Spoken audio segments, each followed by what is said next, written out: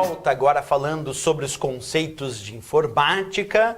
Olha só, bem importante agora quando a gente começa a estudar os conceitos de microinformática, saber o significado de alguns dispositivos ou de alguns recursos de hardware.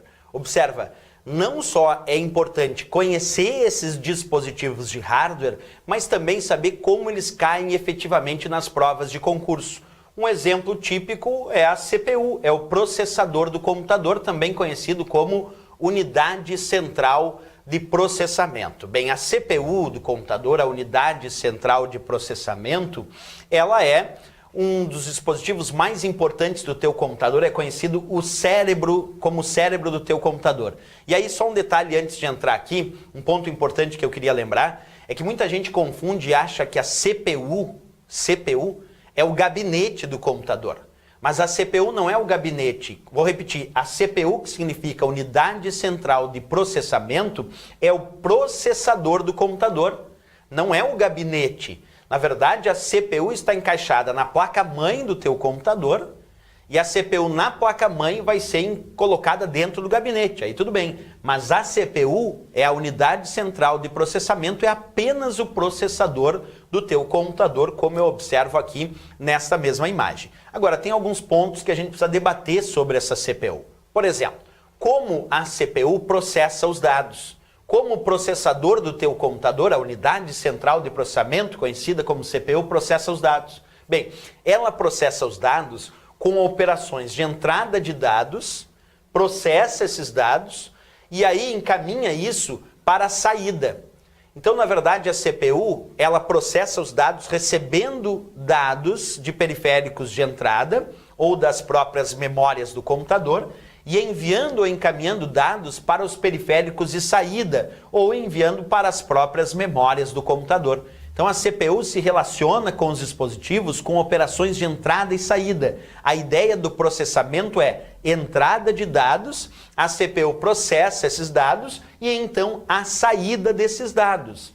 A ideia também é que a CPU pode receber dados das memórias do computador e também pode enviar dados para as memórias do computador, porque na verdade memória é o local onde os dados estão armazenados e a CPU se relaciona com operações de entrada e saída, tanto em relação aos periféricos e as interfaces, como também se relaciona com operações de entrada e saída com as próprias memórias do computador, certo? Bem, quando a gente pensa nessa hipótese, a gente também pode pensar um pouquinho como a CPU é por dentro, internamente. Como é que a gente vai reconhecer os elementos que compõem, os elementos teóricos principalmente, cair na prova teórica, que compõem uma CPU, uma unidade central de processamento? Basicamente, a gente tem o seguinte entendimento.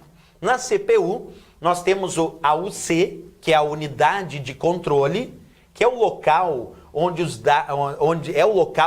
há todo o controle e comando dos processamentos que ocorrem dentro da CPU. Então a UC, a unidade de controle, é o local desta CPU que vai comandar e controlar o processamento de dados. Mas a UC em si não processa dados, ela apenas controla como esses dados serão processados.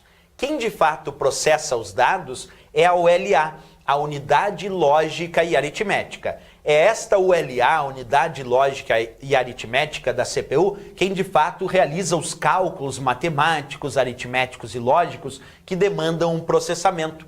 Numa questão de prova, então, onde eles fossem observar na CPU, ou qual o elemento interno da CPU responsável pelo processamento de dados propriamente dito? É a ULA, a unidade lógica e aritmética. A UC, como eu disse, só comanda, controla o processamento, mas quem coloca a mão na massa de fato e vai lá processar os dados é a ULA, a unidade lógica e aritmética.